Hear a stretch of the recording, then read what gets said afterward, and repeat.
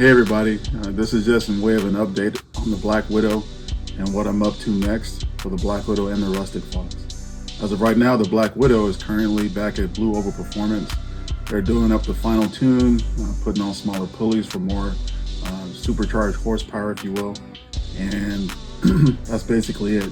But in the meantime, I bought these electric fans from LMR, and all they had left was the brushed aluminum fan shroud.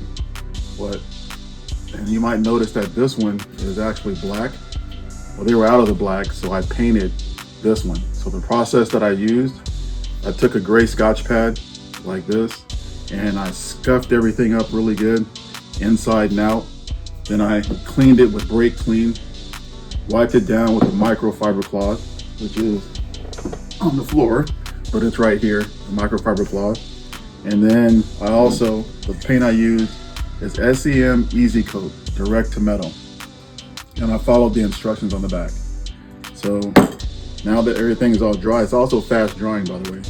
So you might take a look at this. That's how it turned out. I think it turned out great. So as you can probably guess, it being black is gonna go where? On the Black Widow. Because it's gonna be in the engine bay. So can anyone guess the theme of the engine bay? Christy. Black. They're black. You're right, it's black. There you go. Everything's gonna be slowly transitioned to black in the engine compartment, except for the supercharger, of course. And that's basically it. I also have one for the Rustic Fox, okay? But that's gonna remain brushed aluminum to match the other chrome components that are in the engine bay.